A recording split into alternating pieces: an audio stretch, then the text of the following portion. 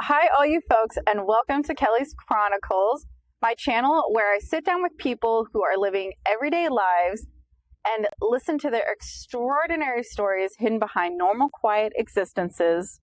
Because here, we believe those lives are the most important and need to be acknowledged, heard, and celebrated as to not be forgotten by the passage of time. Hope you all had a wonderful week. We've got Dad here with us. How was your week, Dad? How are you doing? How's life? Oh, real good. Yeah, we've been real active, doing some traveling. I've been mainly just going, not really doing too much of carpentry work. Yeah. Helping out my neighbor, and he's had truck problems, and we solved them. And so it's been a productive week. Yeah, we spent all day Wednesday traveling to. We went to Rexburg and to Idaho Falls to the temple, and the four of us we got to see the renovations of the. Because I'd been to Idaho Falls back a couple of years ago, and now it's been completely renovated, and it is incredible. They did a Oh, I great didn't know job. they renovated Idaho Falls. I had no idea. Hmm. I know they're doing Yeah. Salt Lake City, but I didn't Yep. know they did Idaho Falls. And then we got to go to Burley, Idaho, as it was me and Mom and Joyce went to Burley, Idaho to the Burley Temple open house. That was pretty exciting. That was almost a full day going over there. So that's been the week, has been Temple Week. And then tomorrow the temple is open again. And oh, today is, uh, is a temple ward temple day. So we're going to go. I think the 7 o'clock session tonight with people from the ward. So it's been temple week. Yeah, Temple Week. For all those yeah. wondering, Mom and Dad are part of the Church of Jesus Christ of Latter-day Saints, or in other words, Mormon. And in their religion, they do a lot of temple worship. So they have their normal church worship and then they go to temple worship. So just to give a little bit of a background on that. So people aren't like, what is that? And What do you mean they go, temple? Ooh. yeah, what is that? They go every week. They're very, very dedicated to their worship. So for anyone that is curious about that. Well, that's cool. I'm glad you all got to go to the temple and got to see some new ones built, some old ones renovated. That's a lot of fun. Glad you got to do that. Just busy getting some stuff done. I know the weather's been pretty warm. Well, that's good. And Yeah. Annie and I are over here in Bristol, Virginia. We are on our last 5 shows, and we are 1 week out from being done with the season. So we're pretty excited to get home and get some things done and go traveling for the holidays. Excited to get this tiny little 8x8 box. We've had a pretty good week too. Just enjoying the last little bits that we have out here on the wide open road. So this week, we're going to wrap up Turkey and Georgia. We're going to bring Harry home and we're going to head to Wisconsin. And then after that, we got Arkansas. We got all kinds of adventures after that. It's going to get wild up in here. Crazy. It gets pretty weird from here on out. Well, yeah, Um, life gets a little crazy. Talk about the homecoming, talk about his transition back into home life, talk about where you were at, and then we'll head to Wisconsin. Okay. okay. Your dad is finishing up his time in Turkey. You had told a funny story just before we jumped on here. You want to tell that about every time we got out of the car? Oh, okay. Yeah, Dad did a lot of driving around in Turkey. I'm not sure where he got a car. He might have borrowed a car or had a Air Force car, but he drove around quite a bit and doing the tourist thing, and he said it was really weird. They'd be out because that part of Turkey there was some scattered villages and farms, but mainly just desert.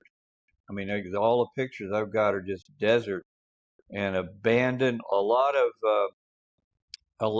of Crusader stuff because that Oh, was a staging I know area for the Crusades.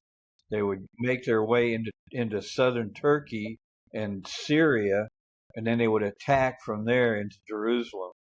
And that. so a lot of forts and abandoned fortifications, a lot of the Rome ruled that for hundreds of years. They ruled that part of Turkey and Syria and the Holy Land.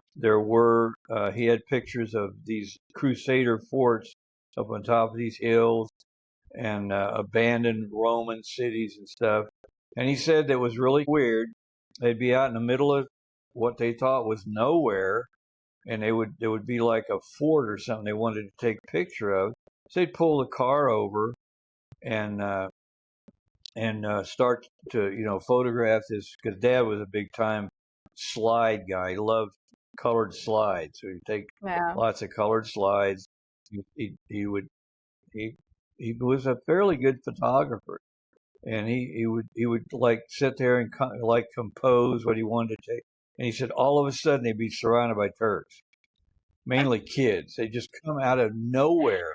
Oh, He said you could stop that's anywhere, wild. and in 5 minutes, 10 minutes, there'd be Turks all around you, and someone be begging and or picking around your stuff and looking in your car, and but he said it was just amazing.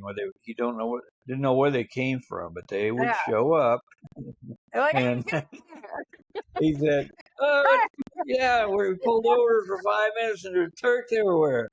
And so Don't go to. he's always amazed that that there was that they apparently there were villages and settlements and nomads that you couldn't see driving. As soon Yeah, as I you was gonna say stopped, they were they hidden in would the. come over, and they knew you had money. You were a rich American. Yeah, because Americans they dress different and everything, and of course they got Of course. cars. And most Turks didn't have cars back then. That was just a kind of a phenomenon that he was aware of. Whoa. Here now, you guys Yeah, go. Yeah, yeah. I thought that was kind of a silly little story. Like, stop scrounging through my things, man. Scram. Um, Yeah.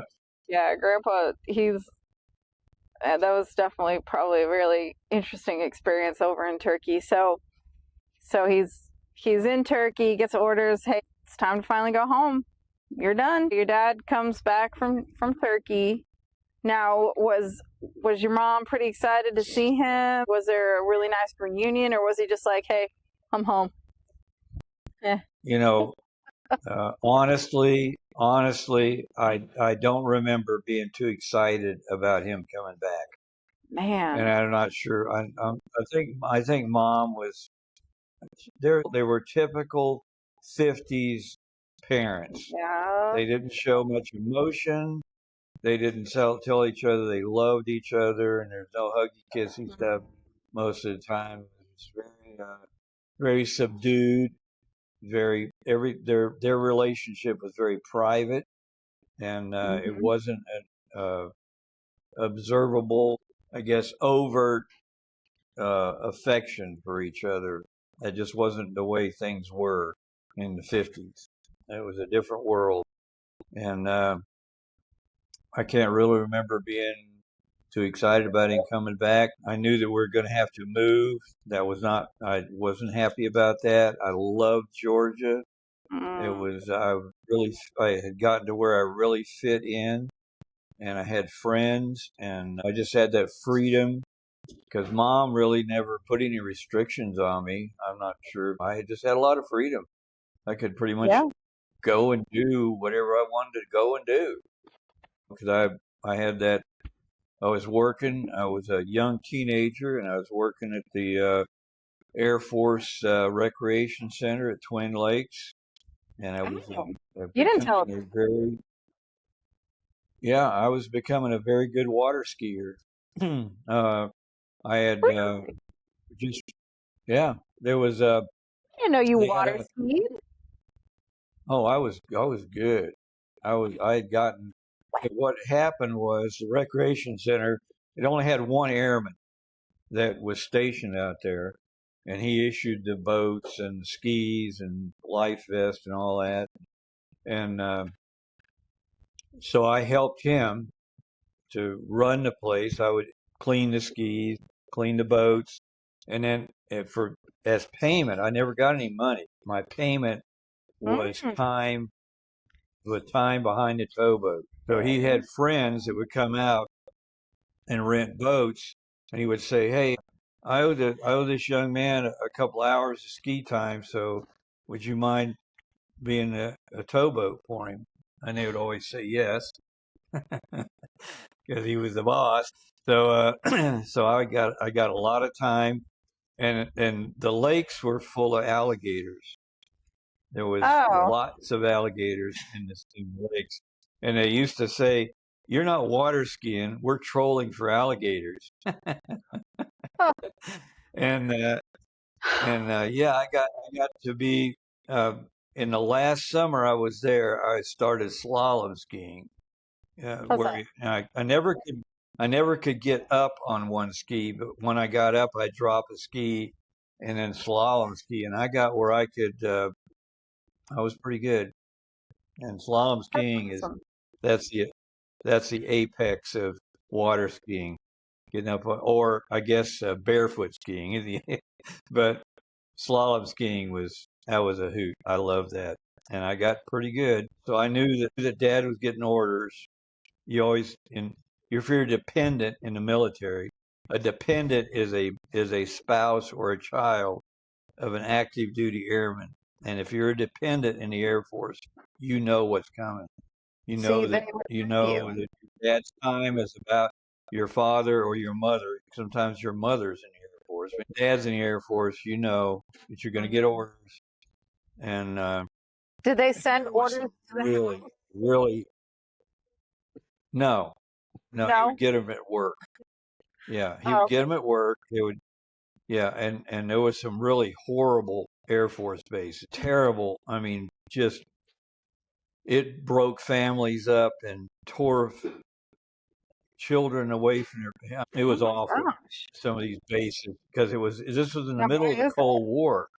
We were at war in a Cold War with Russia, and Right. Russia was I mean that was a big threat. They had nuclear weapons and had missiles and bombers, and when they used to have the drills in school where you jump under your desk, and if a nuclear attack was coming, you had all of these drills you go through, and so you were aware that there was something bad out there, and the Air Force really didn't care about their dependents. I mean, they did in a way, but their main thrust, their main mission was to protect America from nuclear attack by Russia. And so they had these Air Force bases in the worst places, absolutely in the middle of freaking nowhere, and you were expected to go there and live in base housing and adapt to that environment. And Yikes. there was some really bad places to go. Now there was some good places. I mean, Oh, yeah. we could have gone to Hawaii or Puerto Rico or some really nice place, but you know, but he got orders to Wisconsin, and that was just like, where is that? Where in Wisconsin? Where? What's going on? And What even happens in and so Wisconsin?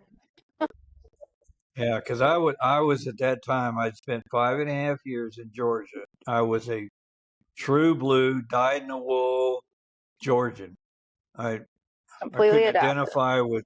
I knew I was in Alaska for a while, but that was like long ago, 5.5 years. Hmm. For a teenager, that's an eternity.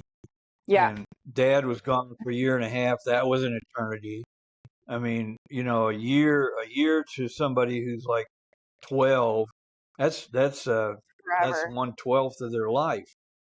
And for somebody who's like 45, it's like 15th or something, Like, 1/22nd or something. A year is like, just I haven't even been gone a that long. year And you're is like, you've been nothing. gone. Yeah, a year is nothing, but to a child, a year is an eternity. And I 5.5 years in Georgia. I Wow, was that's definitely Georgiatized or very whatever. adaptive. I was a Southern boy, and Mom was from Mississippi. She was from Southern Mississippi, She fit and right into for a year and society. a half, I was exposed. While Dad was gone, I was around just Mom, and I probably picked up some of her Southern things, and then I had my Southern things at school, and I was a Southern boy, and I was Ah, and I was going to Wisconsin, which was like you're going to the yeah, freaking moon or something. And I didn't know totally what to different expect. yeah, Yeah, and very different it was environment. I mean, I've lived up north, very, very yeah. much so a culture shock. It's different. And I was halfway through. I was halfway through my 7th grade, so I was in junior high. But there, of course, we didn't. That little school we were in, it was no junior high. It was just you were just in the 7th grade, Right. and so yeah. Ah, Anyway, that's wild. that's where I was at Yeah. in the So time my dad coming back from Turkey. So yeah, so definitely not an exciting reunion to say the least, but you had to do what you had to do. Had to go with your dad. yeah, So what what time of the year was it? Was it so you're halfway through your 7th grade year, so I'm assuming it was probably winter. yep, it was Oh winter. boy. It was Oh, like awesome. Okay, it was like January, so not only is it a culture something shock, like that. a weather shock because Wisconsin is bitter Yep, cold compared to Georgia. Very, yep, southern Georgia. It's very cold up there. Very cold. They get some of the worst temperatures in America. Actually, it's freezing up there. So, yep. uh, so you pack up the house, get ready to go. Do you say goodbye to your friends? Is everybody sad to see you go? Yeah, there was some. I had a couple of really good friends, and they were John David Laster and James Touchton and a couple other guys who were really good friends, Mm, and I was really sad to have to leave them. So, especially in the middle of the school year, it would have yeah, been I needed. summer where we could have done some together, but Yeah, winter, it had was your just last mission even in trip. Georgia. Even in Georgia, it was like I was through with water skiing and all that. So Ah, yeah. so So and definitely. you remember we were living in a trailer in a mobile home, and so Hmm. Dad had to prepare the trailer for the move. Oh, did he And take the trailer with him? basically, what's Did you that? take the? Did you take the trailer with you to Wisconsin? No, no, No. they Okay. had a professional trailer mover that came in and hooked up to it. Air Force paid for that. Okay. So we empty out all the cabinets and put everything on the floor. That was a Oh yeah. basic trailer I know moving. I know the drill for the camper move. I live it. Yeah, Tammy and I live in a fifth wheel camper, so we definitely. Well, we're truck drivers, so essentially you have to prep yeah, the cab for movement, and you have to prep the trailer for movement. Believe me, I've had my days where I've just thrown it out the tail and chucked it on the floor. yeah, Quick launch sequence there. yeah, Please. I definitely know how you guys felt, but yeah, you got to move everything out of the cabinets onto the floors and whatnot. So you move up to Wisconsin. So you head up there, pretty miserable. Say goodbye to all your friends. There's no Facebook at the time. there's really no phones at the time. You write snail mail, which is pretty slow and sometimes not very effective. So you don't really have a very good means of communication. So you kind of have to say goodbye for good. And so you head up to Wisconsin. Was there snow on the ground when you arrived? Do you remember? Oh yeah. Yep. Yeah. And the trailer, the only trailer park we could find, the base trailer park, there was a base on Truax, because it was Truax Field, Truax Air Force Base in Madison, Wisconsin, is where we were going to. It's no longer there as an Air Force base. It's now a national. I think it's a National Guard base, but the Oh. Air Force had moved out of Truax. So the only trailer park was a civilian park on the southern Air Force base up in the northern part of Madison area, and we went down in the southern part. And so we went down there, and the trailer park was on the side of a hill. It was really weird.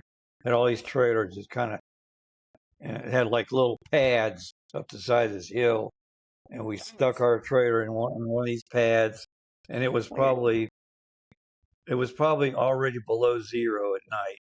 And Dad had a problem, I remember, with heat tapes. He had to heat tape the Yeah. water and sewer line, and I don't think we had skirting on the trailer. It was just kind of stuck just in the part, and so Dad had a problem with the freezing of the water lines and the sewer lines, and then the trailer was heated with oil. It had an oil fired heater, and Dad had to go find it. They had these tanks, 125-gallon oil tanks that you'd sit next to your trailer.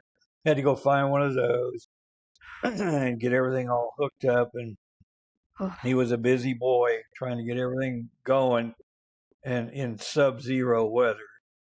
And and it was a lot of snow. It was probably about 18 inches to 2 feet of snow on the ground. And anyway, we got that all set up, and where we were at was right on the edge of town. It was surrounded all to the south and the west of where we were at was farmland, and I went to a little tiny school called Badger Elementary, and it Badger. was first through eighth grade, and and it was about a mile from from the trailer, and Okay. if I remember right, the bus would stop at the bottom of the hill. You wouldn't try to climb that hill, so it stopped at the bottom of the hill and either pick up or leave the kids from the school. And then some days I would walk to school because it wasn't, if the weather was fairly good, I'd walk to school. But that's where we're at. And it was down and across a major highway and across, I think of either a, I think it was a busy 2-lane that was between us and the school. And school is still there.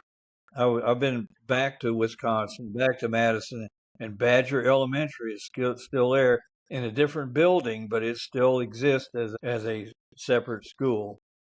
Do they still have the old building? Do they still have the old building that they used maybe for like it's a newer building.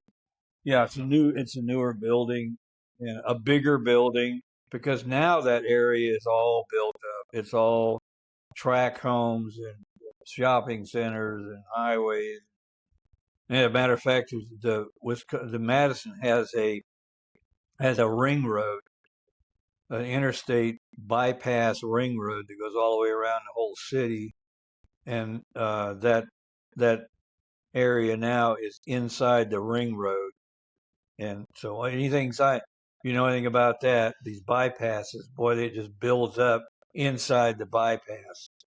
And so, and outside too, but mainly inside. The inside becomes urban. Oh yeah. So all those farms are gone now. It's all tract homes down. And city streets and everything. Totally unrecognizable. Oh, that's how the city goes. You build a city and Trailer park is still there. That's amazing. Trailer park's still there. So, still yeah, hanging in there. Well, that yeah, makes sense. People land in a trailer park and they don't leave. That's their house. yep, So you get there yep. and your dad's trying to figure out how to get this heated. I mean, I can't even imagine what lines freezing back then were like, because we've had lines freeze in our very modern campers that we have today. So I mean, Right. we have like heated hoses and heated underskirts and heated tanks, and I can't imagine what it was like for you guys having to. Oh my goodness, that's crazy. So he's trying to wrap everything in heating tape and trying to get these heaters going. Did you have a issue with pipes freezing after your dad got everything taken care of, or was it pretty much normal programming as per usual? Everything flowed nicely, or have issues with that?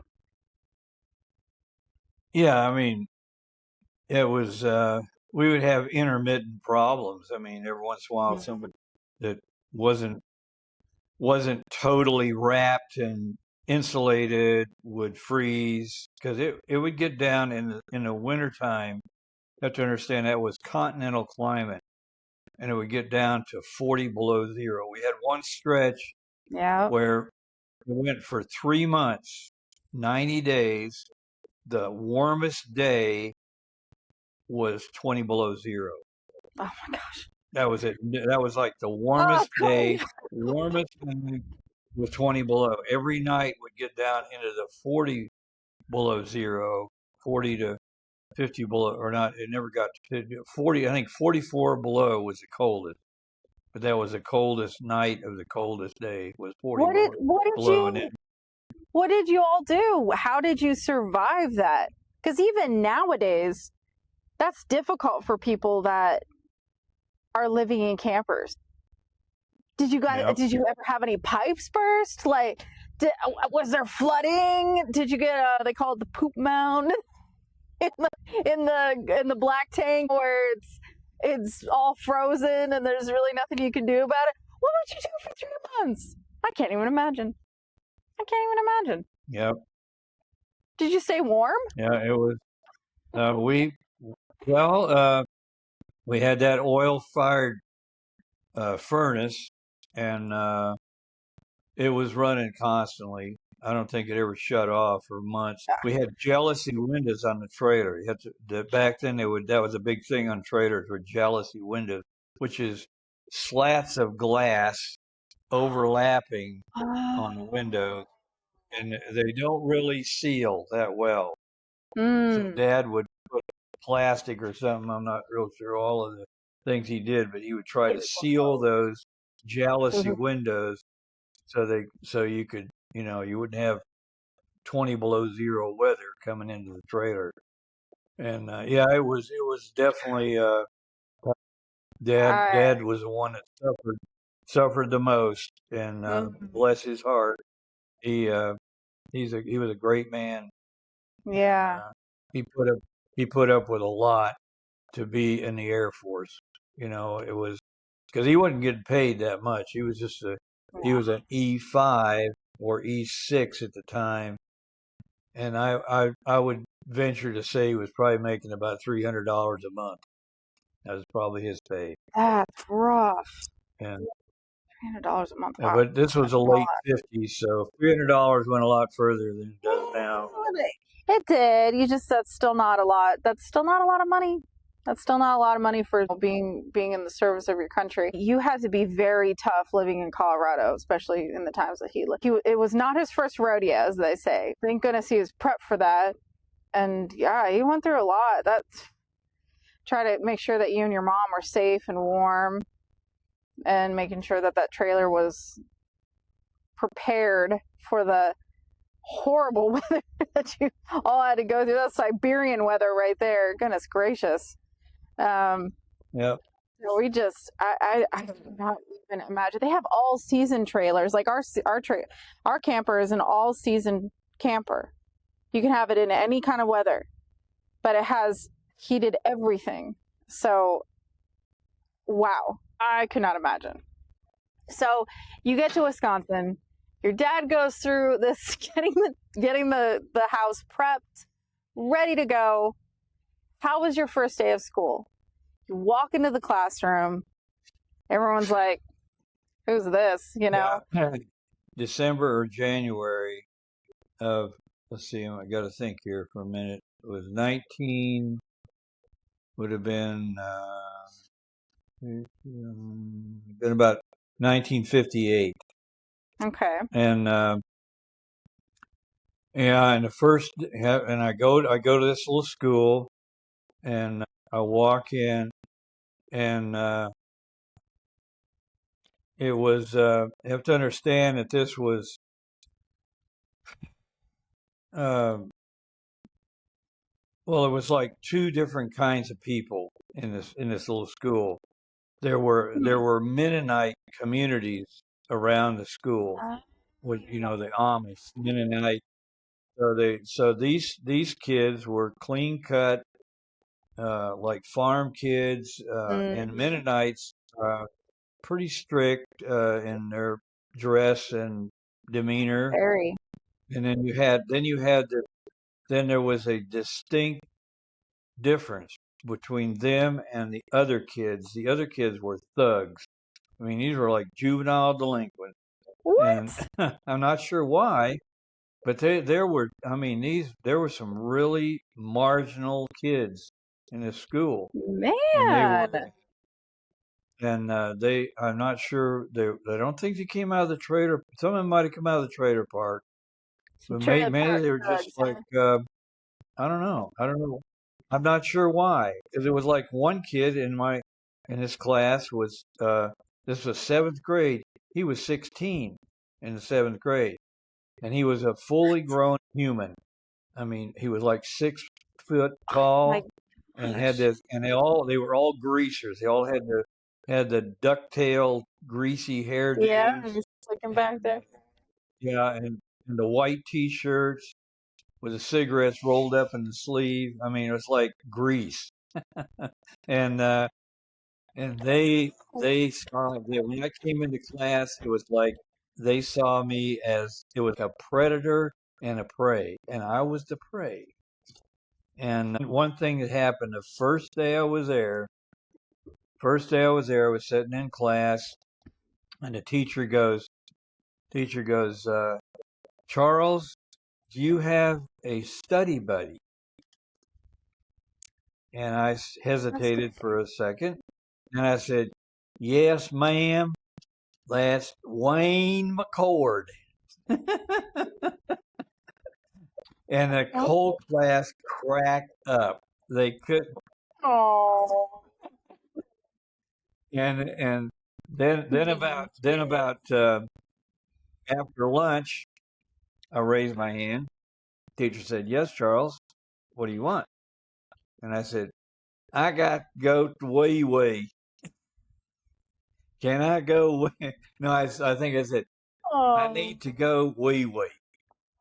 And they cracked up again. They could not believe it. But down in Georgia, that was standard. You didn't Normal. say I gotta go pee, or he said, "Yeah, I gotta go wee wee," and that was okay until I guess you get in high school, then you would start saying something different. But for us, because I was still just in seventh Right, grade, that so was like good. you're just a child. You didn't Baby. have you didn't do the adult things yet, and they and then it was like Yeah, they tore you apart. this, yeah, I had a couple of fights where I had to. That Wayne McCord, my study buddy, sat behind me, and he stabbed me with a pencil one Ow. day, so I got up and turned the desk over on him and got in a big fight. You know, it was yeah, it was pretty. And let me tell you what happened. about the first week I was there, they had this older lady who was the seventh grade teacher, and we didn't change classrooms. We stayed in the same classroom all the time. And this poor woman was up. She turned her back to write something on the board, and this kid, he took a protractor, which is basically has a point and a pencil, and I guess some people call them compasses, but anyway, the tool to Yeah. draw circles. And he straightened that thing out to where it was like a dart, and he threw it at the teacher, and it stuck. There's a bulletin board next to the chalkboard, and it stuck in the bulletin board like a. And she turned around, and she just had this, I mean, destroyed look on her face. She just could not believe that she was putting up with this, and she started crying and left Oh left the room. no. Left the room and never came back. That's We got another teacher, horrible. and yeah, that's the kind of kids that were in this school, and Man. it was yeah, it was bad, and so I had to make up my mind that I would, if I continued to be this Georgia cracker, I was going to be miserable. Yeah. So I said, well, so I said, I'm going to try to adapt. And you have to. And in the Air Force, kids, you dependents, you got to, as you move around all these bases, you got to You have adapt to to the adapt. Yeah. local standards. And so I made a concerted effort to not talk Southern. And all the Damn. expressions that I had, and all of the idioms and slang that I'd picked up in Georgia, I had to leave it alone. Right out I the had to door. become a Midwesterner and pick Yeah. up their language and their actions and idioms and expressions and become a Wisconsin Badger.